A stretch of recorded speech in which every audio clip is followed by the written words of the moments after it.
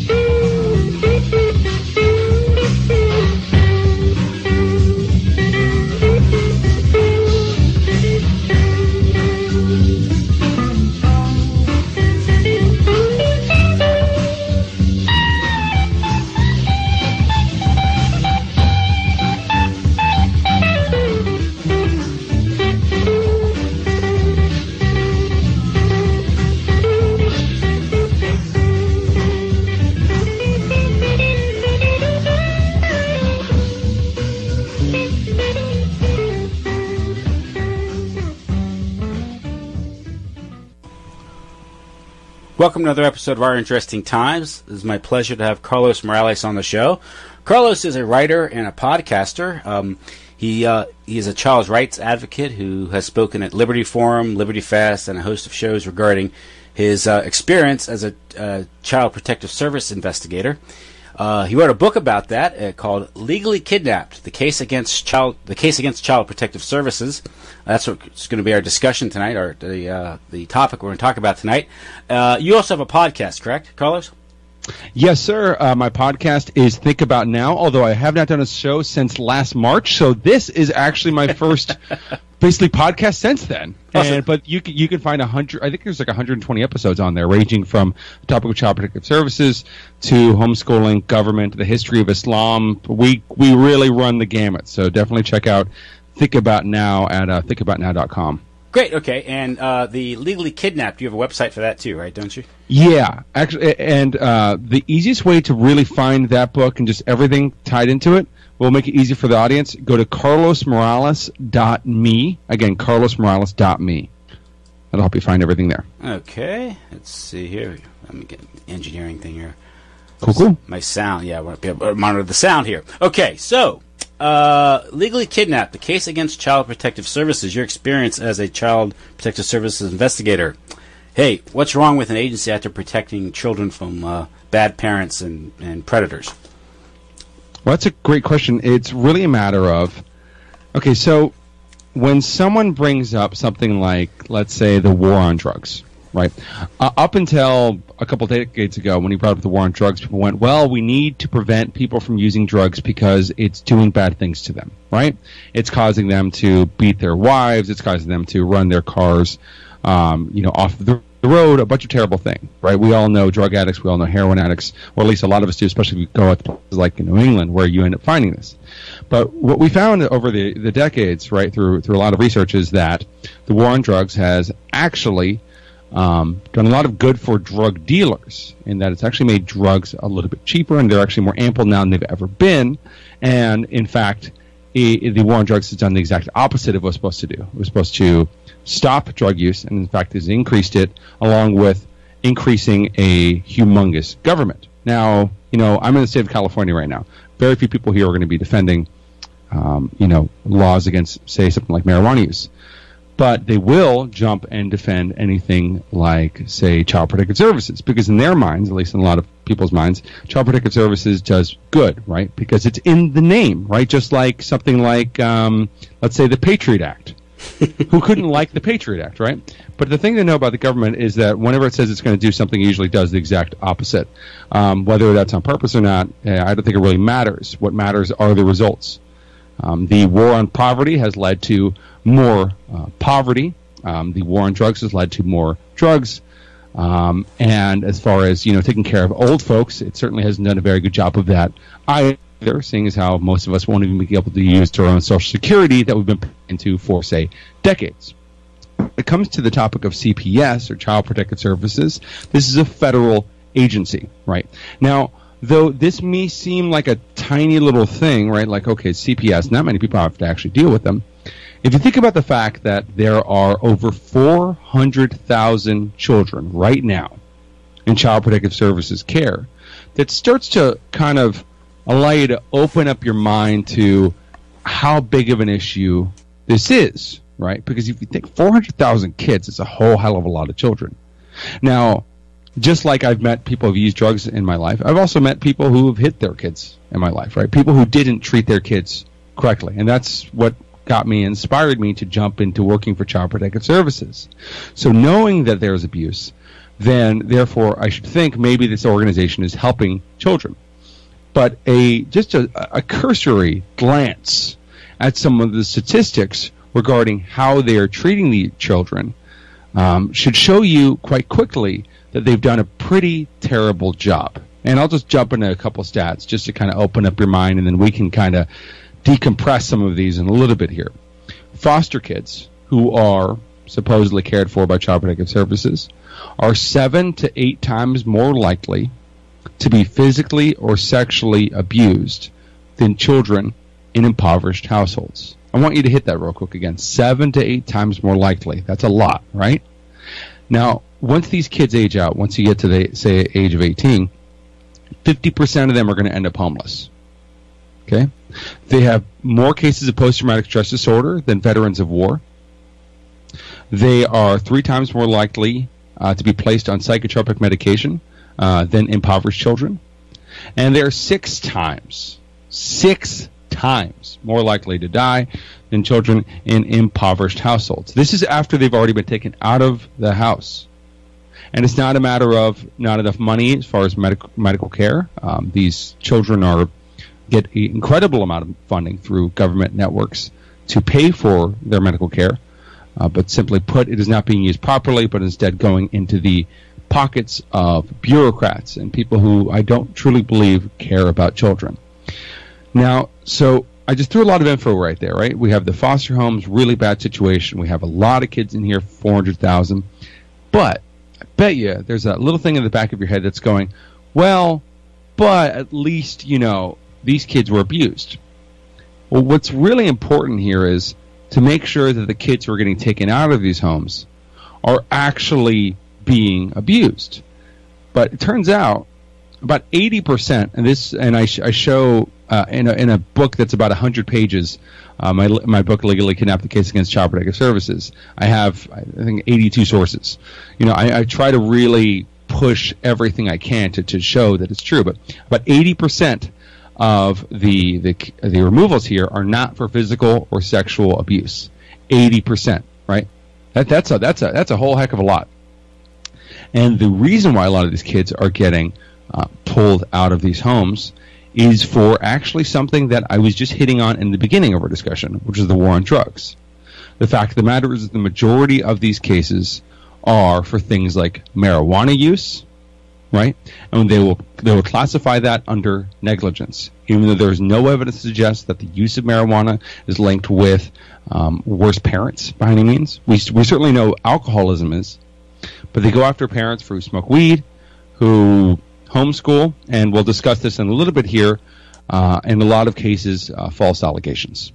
So I'll slow down and we can follow up from there. Yeah, those are certainly troubling numbers, and I've heard those before, and I read them in your book. It wasn't the first thing I came across them. That it's it's obvious that the conditions in foster homes, just by the numbers, are far worse than in the homes that these kids were taken from. And the fact you point out that these people are being taken out, these children are being taken out of for reasons that no normal person would consider really to be abused, no reasonable person, but they take that term abuse and stretch it a mile long to justify these actions. I mean, alcohol, is legal. I guess some states marijuana is legal, I guess, but that doesn't protect the family. It does not. Yeah, because it can be a pretext for taking the child away, and of course that's just a suspicion of drug use, correct?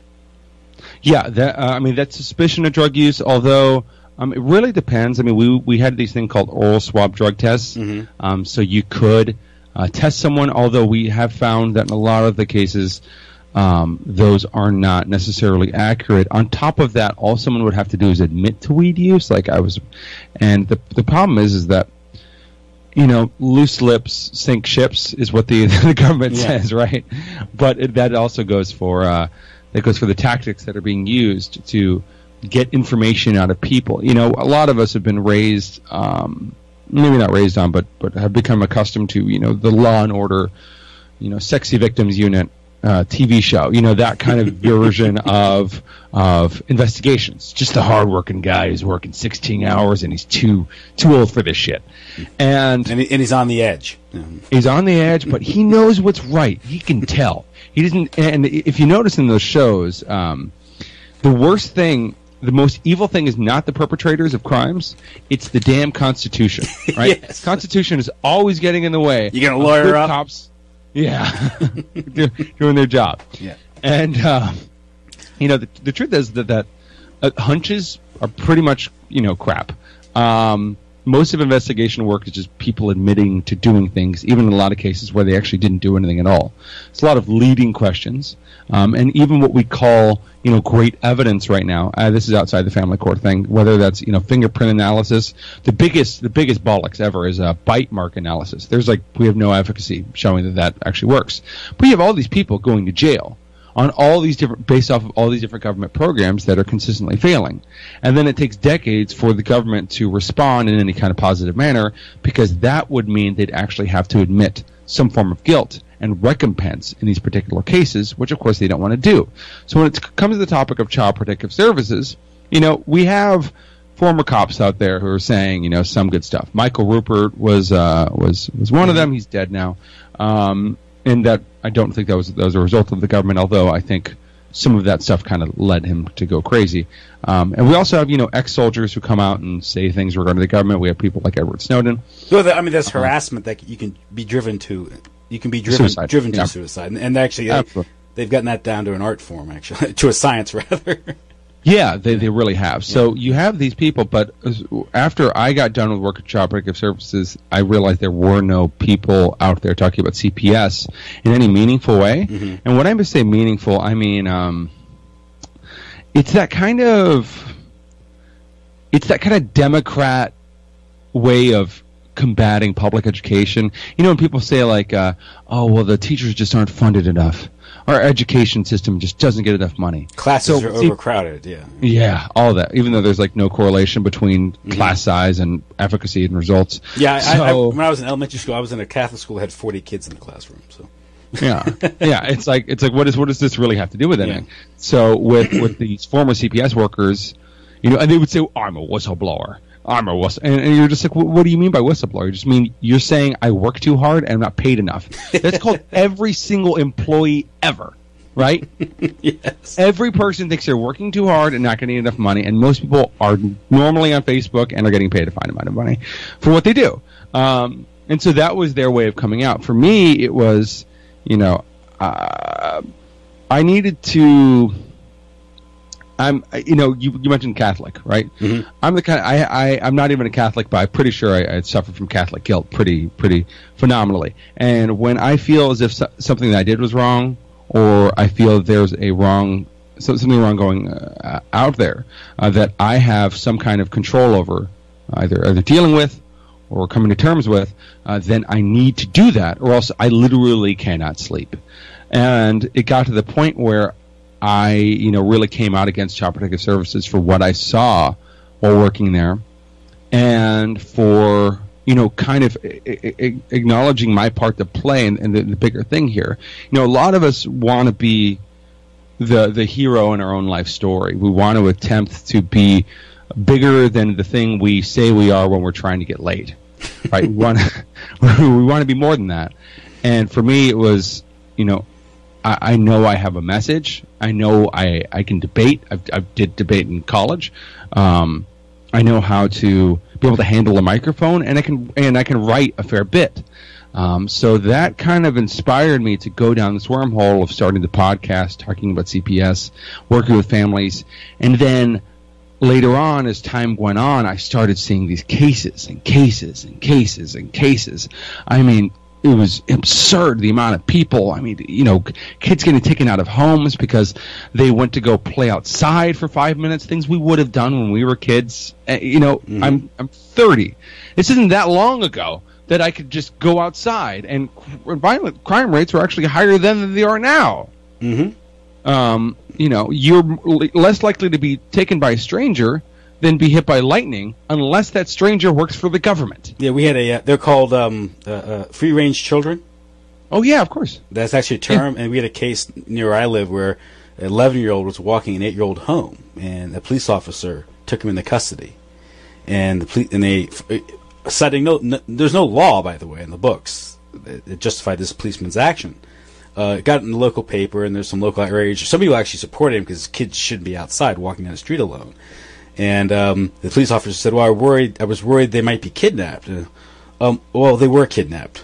But when the government does it, it doesn't count because they have special badges and classes, and it's much like the Ku Klux Klan or Star Wars. You got these.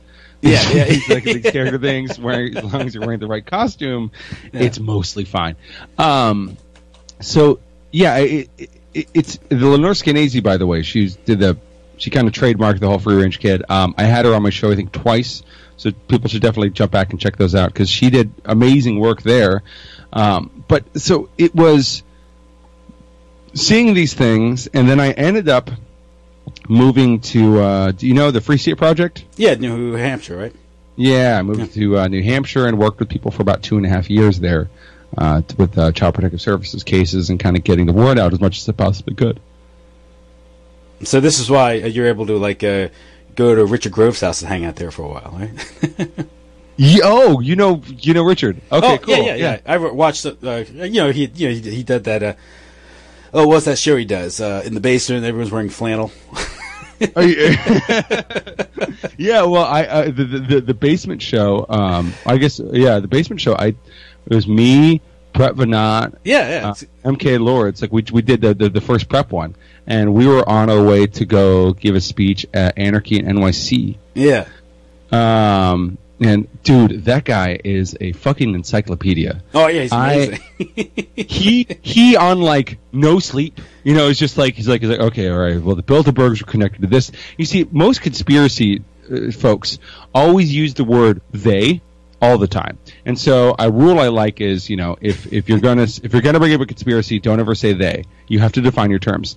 Richard will never say they. He knows exactly who he's talking about every single time. Well, he pulls out that brain model and makes all the connections. Like he's like a prosecutor. It's like yeah.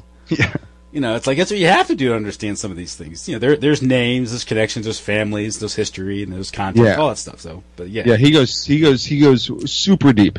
So, kind of going back to the family court thing. So when I was preparing, my book and putting it all together, at this point, it's I think it came out like 3 years ago. At this point, the book was originally something like 300 or 400 pages.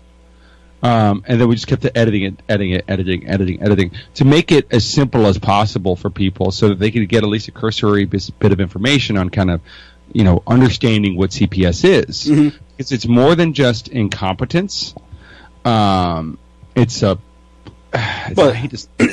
industry. But yeah, there's an industry behind it. There's a lot of people making money. And the great thing about bureaucracies is that no one is really evil because no one has to take any responsibility, so you can always wash your hands of everything that's going on around you. Yeah, it's like a group, a sociopath or something. It's like everyone's part of this institution. It's like like a corporation. So, yeah. I mean, but yeah. The fella at Walmart isn't taking away people's kids and then sticking them on drugs. Yeah. There's a definite difference there. But so anyway, let's get back here. So as far as Child Protective Services, I think what we can do here is just to give people kind of an introduction here. How much on your show have you talked about CPS? Like, have you done any kind of in depth at all? Well, only to the extent that I did a show about Nancy Schaefer when she's uncovering possible human trafficking. Oh, you mean and then she her husband randomly decided to kill her and then kill himself and then no one asked any questions? Yeah, that one? Yeah, that was rather... that's... Yeah, that didn't spook me the fuck out or anything when I read about that. And she's the one that... Well, found out there was one county where they're like kickbacks to a drug testing agency. It's like a business. They're doing these drug tests. Yeah. So let's talk about Child Protective Services just from the intro here. So CPS was set up. The basis of CPS was started in the 1900s with progressive movements, because basically you had these progressives who believed in the scientific management by corporate and government interests to deal with what they saw as unfit savages in this booming population in the northeastern part of America, right? And then all the way through the South and everything else, right? Mm-hmm. But you had Irish people, you had black people, you had Jews, all these people who were considered lesser than, right? Thaddeus Russell, Renegade History of the United States, has done a lot of good work on this. So you had really interesting folks like Margaret Sanger, who set up Planned Parenthood, who wrote, created the Negro Project, who said, we do not want word to go out that we want to exterminate the Negro population.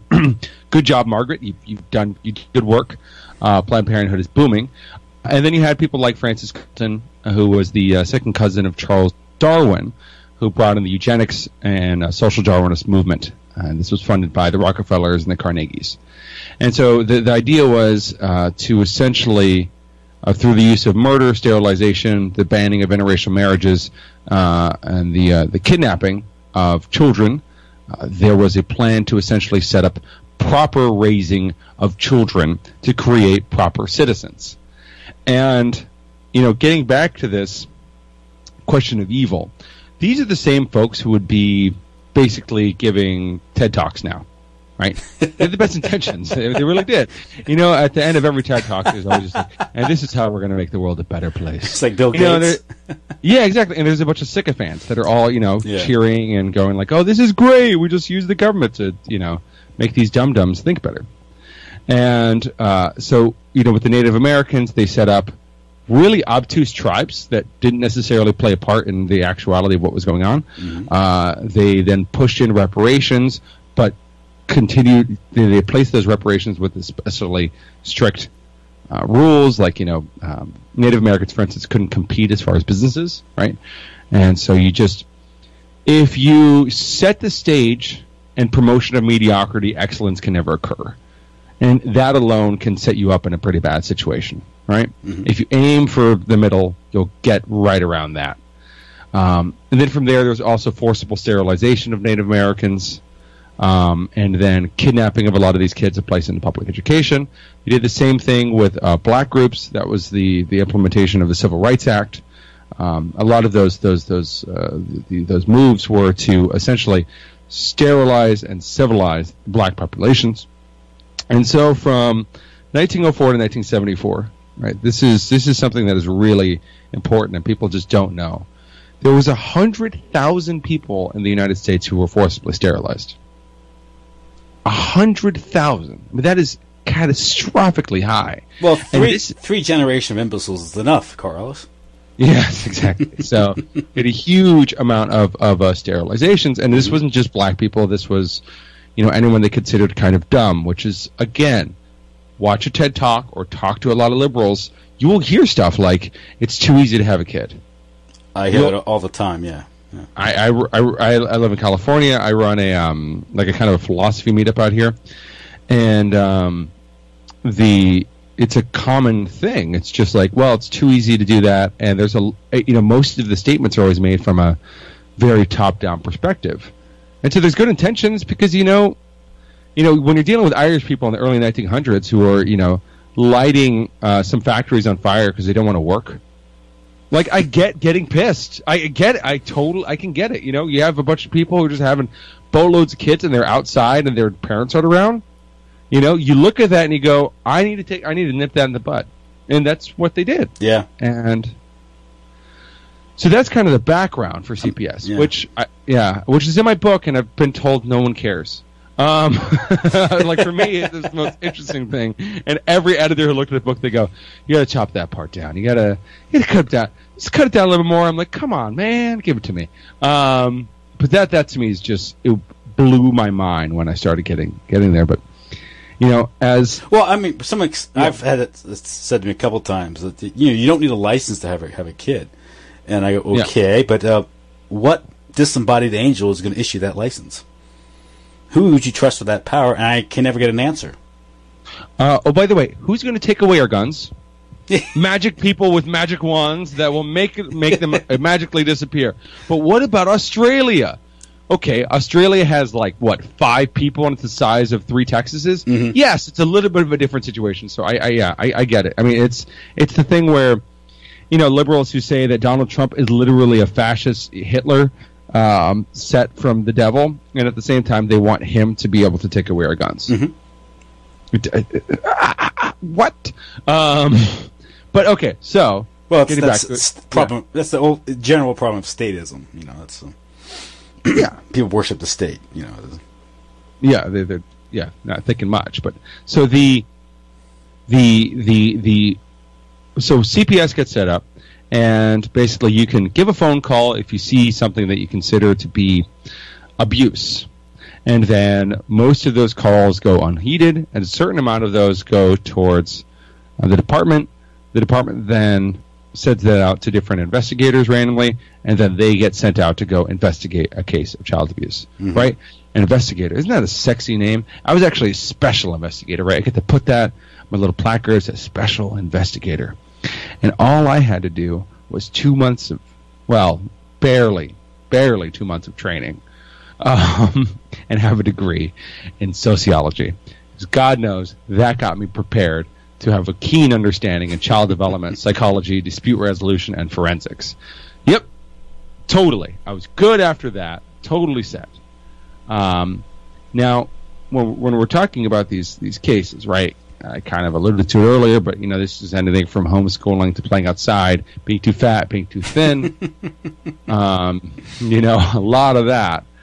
But let's set up a scenario for your audience real quick here. You're a 5-year-old kid. You are new to school. You don't really trust the adults around you. You've actually been told not to trust the adults around you. Yet at the same time, you have to trust all these random adults as long as they work for the government, because they're fine, right? Teachers, principals, janitors, Kevin Spacey. So then I come along and say, "Hey, my name's Carlos. I'm from Child Protective Services. I need to talk to you." I then take you into an empty room by yourself. I set up a laptop and I ask for your consent, not to do that thing, but to record a conversation. But apparently, whoa. How can a 5-year-old? I mean, that's. Mm-hmm. 3. You can go 3. You can go 3. You can go 3 years old. Okay, so obviously a child cannot give consent. But anyway, so they've already violated that principle. But go ahead. I'm sorry. Yes, principles. Strong words. These principles, these ideas, the ideas that things actually matter. So I talk to this child and ask him a series of nice questions. What color do you like? What kind of food do you like? What are things you like doing? You're setting those all up. The kid is really confused. And then you start throwing in the hard questions, the more difficult questions, the more pressing matters to them, whether that is, how often does your father hit you? How often does your mother hit you? How often are you allowed outside? Those kinds of questions.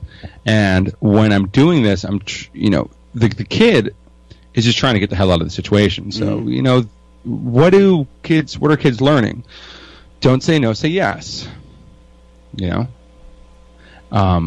And so they'll answer questions the way I want them to answer them a lot of times. Yeah, they want really unfortunate. Yeah, they want to satisfy the authority figure. Yeah.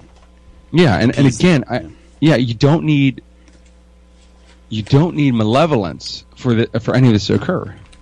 We just know this is how people's brains work. I mean, I want to go back to my office and be a hero, right?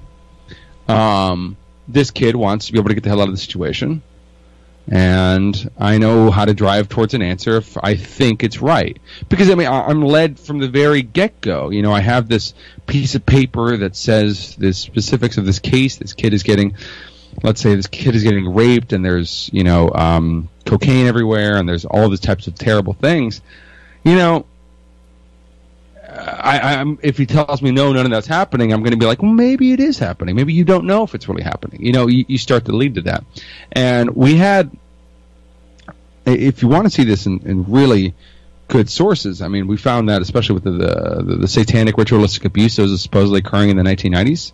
Mm-hmm. You remember that with that? Michelle remembers there was 1,000 satanic ritualistic abuse allegations. But what it turned out was that Child Protective Services was coaching these accusations out of children. Mm-hmm. You know, things came out saying things like that children were flying, that teachers were flying, that there was machetes, that Chuck Norris came from hell and killed a baby.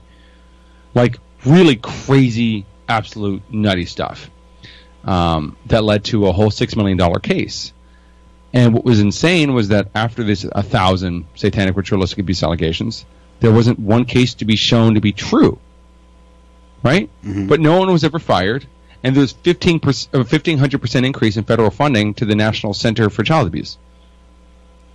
Right? So mission accomplished. Yeah, because with the state failure equals money. Yeah. Right.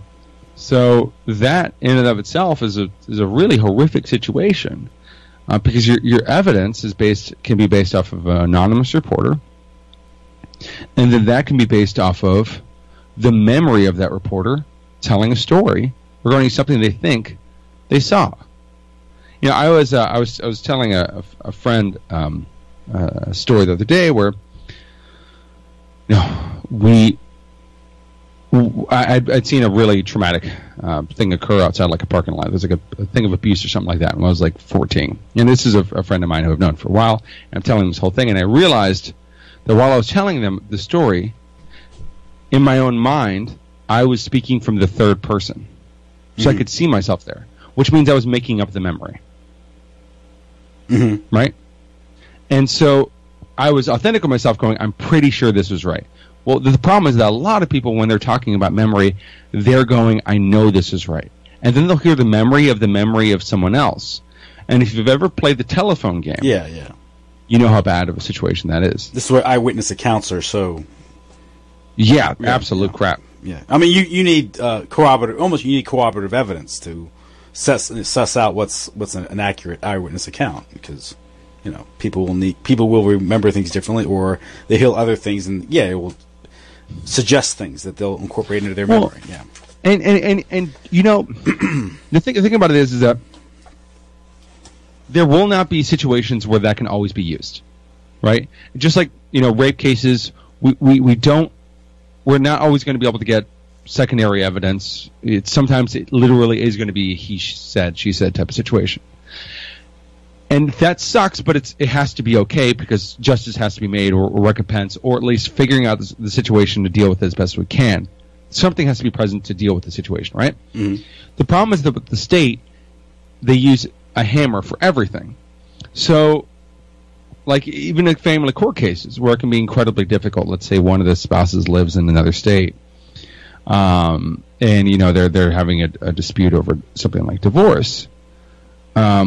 There's a lot of different factors that are going to go in there. Everything from child support to transportation to just the overall rights of the parents, things like education.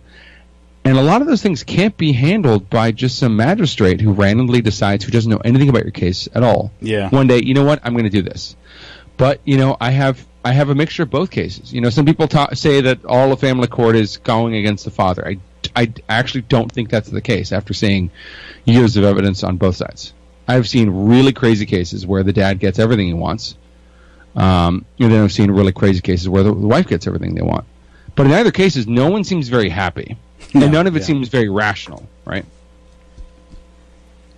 Because you just get caught up in these terrible situations. So with these judges, you go to these child protective services cases and everything, they're checking their fucking email in the middle of conversations that are going to pertain to the rest of these people's lives. Some of these people have been waiting months to hear a court case, and they get 5 minutes with some douchebag who's really hungry, so he's going to give you a hard time today. Yeah. And there's no flexibility or understanding really that's going on that makes any rational sense. They're wearing like Sith robes, for Christ's sakes. This is obviously outdated, crazy, insanity. They have a gavel. I mean, the whole pomp and circumstance. I get that some people like that stuff, that anti-rational. In Britain, they still wear wigs. Yeah, you know why they started wearing wigs? Originally? No, it's the origin of that? You might remind me. Lice and syphilis, which is pretty disgusting, right? Syphilis, before we got drugged to take care of it, people's hair would actually fall out. And then lice was a huge problem as well, so you just pop a wig on top of that and you're good to go. Yeah, yeah, and by putting it in white, you can't see the lice. Wow. I know the robes. Disgusting. The robes, absolutely gross. We still have that now. I think the robes are supposed to connote neutrality or objectivity or something. Or it might have been like some way to be able to easily, flash yourself. And we don't know, right? Like it's like things we say afterwards, but we always end up with, STDs and some other kind of disease. But the funny thing, what your point is these judges, they're deciding people's lives, and you're just treating it. When's lunch? And they're just going through these cases, not giving anyone due consideration or time to even think these cases through. It's like an assembly line or something. Absolutely. And, the thing is that there's this promotion of, when we talk about government agencies, we always talk about a few bad apples. But the biggest case that I always make is that the root itself is the problem. Right, the root itself is evil, which is why I start the book off by even mentioning the fact that I'm taking a radical position. Right, I when someone asks me if I'm a liberal or conservative or anything, I just say I'm a radical, and I'm trying to go for the root of the problem because I don't like just talking about topics. I like talking about principles, and in principle, the way by which Child Protective Services funded, which is obviously through taxation, but then how it runs from there, the fact that it's a coercive, violent monopoly that is taking over the lives of people. There's no way to make this right? And then Nancy Schaefer did bring up some really important things as well, and I'm sure you probably hit on this in the show, but the 1997 Safe Family Adoption Act, which awarded $4,000 to $6,000 for every single child that is quickly removed from a home and then placed into a new house, which is where the term legal kidnapping comes from in my book. What becomes really diabolical in these cases is that these kids are then stuck on pharmaceutical medications for two reasons. One is it's a good way to make them shut up. Honestly, like you have a kid, 6 to 10 kids in one foster home. You know how wacky children act when they're put in very unnatural situations? They act pretty wacky already. I mean, a 2-year-old, as much as I like children, a 2-year-old will act violent even if violence hasn't been shown to them. Yeah, I have 6 kids and they're allowed. And they're in a normal situation, yeah. Yeah, exactly. I don't want to have to raise 6 kids, especially if they're not mine. And so it's just like, all right, well, let's stick them on Adderall. And then we'll stick them on, some Zyprexa or Depakote or something else to lighten the mood. And then we'll stick them on, Ambien in order to go to bed. But it's not just that, because they'll get funding for that. But then you get increased funding for every diagnosis a child has. Right? That's a problem, right? So, call that a perverse incentive, I guess you could say, or yeah, that would be the perverse incentive would be the correct term. And so I would have 7-year-old children on 7 different psychotropic medications. Okay, that's a crime in and of itself. Yeah. I mean, that retards brain development. It's a whole host of things, and like where you're describing a situation. A child's been taken out of his home. He's in an unfamiliar environment. He's been torn away from his parents. He's set in a home with 8, 9 other kids he doesn't know, in an environment that is threatening, and they're wondering why he's acting up. And instead of saying, if a kid's acting up or acting stubborn, confrontational, depressed in this environment, that is a healthy reaction to that environment because he should be upset. And instead, they're giving him drugs, saying, "Let's get rid of the emotions."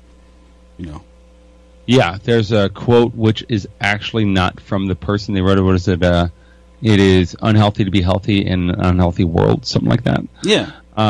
And so, trying to define what is and what isn't healthy in these cases is difficult because nature is a very odd thing, and speaking of essentialist claims can always be difficult, right? Mm-hmm. I don't go so far as to say, for instance, as people I know who will say Adderall is the same as meth, because I don't necessarily believe that to be true. I don't think we have the findings to suggest it's actually exactly the same. It still doesn't mean it's a good idea to give it to 7-year-olds. And I could tell you that as a person who, when they were 7 years old, was placed on Ritalin, and then I was placed on a whole host of other medications that led to me. I was 330 pounds at one point because of medications by the time I was 18 years old. No, it was just because. I know if I'd been. When I was going through school, there were a lot of things where I misbehaved. That if some psychiatrist got their meat hooks into me, they would have put me on drugs instead of saying, "Well, he's just a 7, 8-year-old kid. He needs to be disciplined a little bit." It's not abnormal. Yeah, absolutely. So in my case, just hold. All right, so you need to adjust the mic there. Yeah, in my case, at 7 years old, I was a distracted kid, and they couldn't quite figure out what was going on. I just knew I really didn't want to be sitting in class. But is that unnatural? Is that unhealthy? No. You want to sit in a classroom for 6 hours? And nowadays they've taken away. We used to have a morning break, a 20-minute morning break, and a 35-minute recess after lunch. And this is done because we're sitting in class all day. Yeah, no, I agree. And in my case, what would happen is you get this thing where it's like, okay, well, I would act out because I wanted to be outside. And then the way that they would deal with that would by then saying, well, now you can't go outside because you're acting out. Right? And it's kind of just giving a kid Twinkies and then getting mad understanding why he became fat. You're like, well, if you're not feeding the child with positive, aspects, he's not going to act in a positive manner. Yeah. So, by the time I was 12, I was stuck on. They kept switching drugs on me until I just got angry and fed up one day. And I think it was in football. I got into some fight. Imagine people getting into a fight at a football game. Crazy, right? You get a bunch of kids in 104-degree temperature in Texas after you don't eat for about 8 hours, and then you get them to slam each other in the head and give each other concussions. And then you wonder why one of them may punch another kid. So that was I got diagnosed with bipolar disorder because of that. And then it just kept going from there until I was about 18. Yeah, and it screwed up my heart, screwed up my liver, my brain. I ended up sleep apnea, pre-diabetic. This is submission to this scientific dictatorship here, mm-hmm. right? Now all the experts are telling you, mm-hmm. It's instead of saying, well, he just doesn't like being trapped in the classroom all day.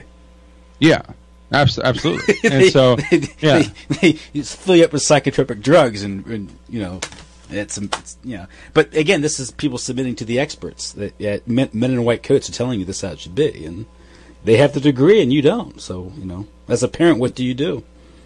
No, in my case, I came from a doctor father, so that was just kind of the norm because we had 5 kids. My parents had 5 kids. So it was like, okay, well, one of them is acting a little bit outrageous. Let's drug him up. And so what was fascinating was that I got out of school, I left, I was one of those kids, I didn't want to continue living in my parents' house. A lot of kids do that stuff. Mm-hmm. Like keeping living with the parents. It's like, nope, I'd rather do anything in the world. Got out of there. I didn't have medical insurance, so I stopped going to a doctor, got off all the drugs, except for like one little thing, and I lost 100 pounds in a year. And now I'm like, 100. And those drugs literally retarded my ability to be able to think. That's because you didn't have. This is like this. This whole people are so anxious about having access to medical care and health insurance, as if the presumption is you need access to the system. Well, actually, you don't want to be part of that system. The moment I lost my health insurance, I lost 100 pounds. You got better. That's actually, oh my God, that's a great headline. Ooh, all right. And by the way, I now for a living, I basically do headline writing. So for me, though, seeing that. How I was destroyed so physically by this, apparatus. That's actually what got me interested in child development, and led me to the path of working for CPS. That and a guy by the name of, who I'm not a fan of now, nor is he a fan of me, Mr. Stephen Molyneux, because at the time he was doing some great work. This was back in 2005. It kind of inspired me to start talking about child abuse and child rearing practices as far as relates to kids later on. So that's kind of my background there. But yeah, just to kind of sum up there were people who worked for CPS who had good intentions. God knows I did. There are people who were hardworking folks, and there are other people who were actually just there for a check. I know a few people there who just admitted that. They're like, look, this is an easy check. I'm going to get a pension. This is great. Well, that's just not how I can live my life. And, when you see a system that is so fundamentally anti-human, the only courageous thing you can do is to speak out as much as you possibly can. And that is what I continue to do today. And I think it's really important for people in your audience to, if there's parents out there, to kind of learn more about what Child Protective Services is, what to do if it comes after you. I really outlined this quite a bit in my book, a step-by-step process of what to say to Child Protective Services investigators if they come to your home, even how to prep your kids, all of those things. I prep them all because it's so important. Because the truth of the matter is that I get influx of emails from people, and I can't answer them all. I'm not a lawyer, and even lawyers have limits on the amount of things they can answer, logistically and legally as well. The complications of cases, of course, permitting. And so I get these emails where I haven't seen my kid in 7 years. Right. I did this thing wrong. This other thing happened. A lot of these cases are absolutely hopeless. I'm just going to be honest, straight up hopeless. And it all started with that initial knock on their door. And like dominoes, it just hurtled downwards. Huge spiral that led from there to the hell that they're living in now, when if they just had some reasonable information from the get-go, to prepare them, they could be with their kids right now. And knowing that, it really is just a little bit of lack of information. I mean, that's a shocking bit of information, but it also should teach you to not be the person who calls me. And I've had this call dozens of times. I have your book. CPS just came after me. I forgot to read the book though. Yeah. And it's like I literally gave you the keys. And that's why we also, I chose to make it 100 pages, just so you can jump through it, get through it, and, see if you get something from it. And the key is, if they come to your door, don't let them in. You don't have to let them in. And, only answer specific questions, the ones you're prepared to answer. They have no warrant, they can't get in, right? I mean, one thing you mentioned it's funny is that one of the main vectors that they get to kids is through the public school system. Yep. So if you're homeschooling, although you might be a target, but you're depriving them the key opportunity to talk to your kids. And that's one thing that's most shocking, and most parents don't realize, is they can interview your kids by themselves. They go to school without your permission and talk to them. And so that you're really. But when you dump your kid off at the public school, you're relinquishing much control anyway. Yeah. I mean, there's so much. I mean, that's a bigger problem in and of itself. But but that's where most people learn to just submit and not question the system. And a lot of people are just gullible and they think if they answer questions, they're helpful to these supposed authority figures, that people will leave them alone. You know, I got nothing to hide. I'm not a criminal, so the system's not going to treat me badly. Well, that's not true. Yeah, you know, it simply isn't true. And as you said, you know, with the way the incentive structure is built, they need a constant pipeline of kids in order to maintain funding as high as they want it to be. And they need casework. They need problems. I mean, I think they need to exaggerate just how many real, neglected children there are. They're abused and neglected children there are out there. So they have to expand the definition. And it's also, what's your definition of neglect and abuse? You know, we live in a nation of 320 million souls. There's going to be always sad cases of kids that are neglected or abused. But again, to have an agency that's devoted to it, you just like anything, they're going to have to interpret these cases in a way that justifies their existence and their bigger budgets. You know. Yeah. You know. And there's also the problem, and this is the problem, that some of these agencies being hijacked or being suborned by criminal, organized criminal elements.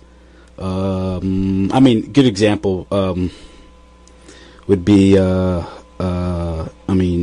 you're familiar with the Franklin scandal. Oh yeah, and of course, Boys Town was used, and that's James Rothstein, the detective up in New York, who was a big investigating trafficking up in New York. He's now doing it in Minnesota, but he was put on detail in the 60s and 70s because he was originally from Minnesota, and there was a whole pipeline feeding kids in from Minnesota into New York. And he looks at some of these some of these organizations, charities, that they call them candy stores, and it's going to attract that element too. It's going to attract people if you have a bunch of vulnerable kids.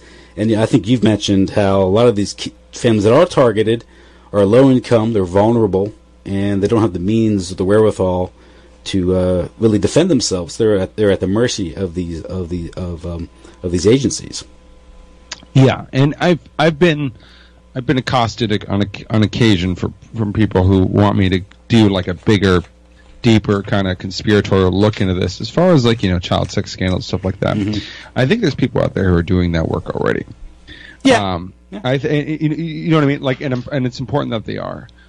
For me, it's more a matter of what is it that we can see right now that we know, and then how do we kind of go from there? Because you can end up in such a dark world and such a scary, hopeless world that you don't even have any optimism left afterwards. And when you start looking into things, and it gets really rough, and I do a little chapter in my book on this, but it could have been a lot bigger, but there was just too much information. It was on the topic of medical kidnapping, where you had kids who are being medically tested on, foster kids, mainly because you have a whole hell of a lot of them, and you can rationalize it, you can justify these kids need care, when in actuality this is just guinea pig testing, as well as there's quite a bit of funding as far as Medicaid fraud, where you have these children, and I was helping out a family in California and another one in Arizona, where their child was taken away, and then these doctors were just billing these kids because the kids are now wards of the state for whole hosts of different tests that weren't actually happening, right? And making boatloads of money doing this. When we look at the biggest spend, the most amount of money that the government's spending right now, people think of pork and barrel spending, right? They think of the highways that lead to nothing. They think of the war state, and the war state absolutely is big. But Medicare, Medicaid, Social Security, that's where a lot of that money's going. And if you think all of it is going towards preventative good care, I think you're hopelessly incorrect. But yeah, so I would definitely get people to start looking into, and the tips you brought up already are very helpful as far as getting prepared and knowing what to do, in the case of the worst situations. I mean, you mentioned that Yeah. This anonymous accusation could lead to investigation, and you not even know who's making these charges against you. Yep, exactly. And so, I guess these aren't necessarily criminal charges, so they say, well, it's not a violation of the Fourth Amendment. These things. Or Fifth. What amendment is that? Is it the Fourth or Fifth? Well, I did find in my research that they actually broke all of them. Okay, all of them. Okay. All of them. Because, freedom of speech gets knocked. Freedom of association. It's all of it's pretty bad. Yeah. So, there's some. I mean, there's some creepy things because the people who tend to focus on CPS don't end up too well. I think Frank Wolf, a congressman in Virginia, had an investigator who turned up dead. Yeah. Think positively, man. Think positively for me. We don't need to be reminding me of these things. And I think Nancy Schaefer is reading what she wrote about. She said the head of the Foster Parent Association in Georgia was eventually charged. Was it child pornography or something? Yeah. So unfortunately, that element's going to flock to these areas because that's where the vulnerable kids are, and so you have to be mindful of that. But as far as your tips go, I know what you're saying is if people know how to navigate a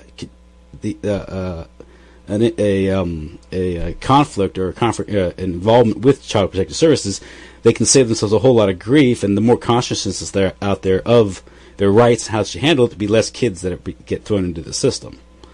Yeah, and that's I know what you're saying. This is how you as an individual can change your little corner of the world, as opposed to obsessing on changing the world. Yeah, well, and 400,000 kids is quite a bit of a world. And so there is an importance in setting priorities and getting a feeling of accomplishment, as well as acknowledging your part to play in the world through embracing what is within your own sphere of influence and going from there. Because anxiety can really become overwhelming when you basically are creating a number of conflicts and problems in your own mind, which you can do simply by just researching. Unless you're able to combine those things and put them together to create some kind of little successes or completions in your own life. And if you're constantly just researching and not doing anything, you're basically setting yourself up to fail. And I think a lot of people kind of know that subconsciously because then they never have to try, right? You make the problem so big that any kind of attempt is considered impossible. But in my case, maybe I can't take down Child Protective Services tomorrow. God knows I'm not bringing down public education tomorrow, which is just as big a problem as CPS, if not way bigger. But I have met parents who, through my mutual friend Brett Venat, who does School Sucks podcast, who decided not to stick their kids in public education, instead decided to homeschool. And I've met people on my end who, CPS came to their door, they knew exactly what to do, and now they don't have a case. And I know countless parents who've just messaged me and just go, "Hey, your tips really worked. I don't have this case anymore." And knowing that, there's parents out there who used what I told them, and when their kids are getting taken away, that's pretty good. Maybe I'm not the one who's going to crack, the Pizzagate or whatever, next sex scandal that comes up. It's possible I just won't. But I know what I can do, and I'm pretty damn all right at it. So I'm glad I have that sphere and that I can control that and influence people in a positive way, and that's really become my life mission over the last couple of years. Yeah, and it has some practical effect because you see those people, flesh and blood individuals whose lives were saved and their children's lives were saved because they took your advice. So it's got to be, in a world as of ours, which can be very disillusioning, very demoralizing, that helps. Absolutely does, man.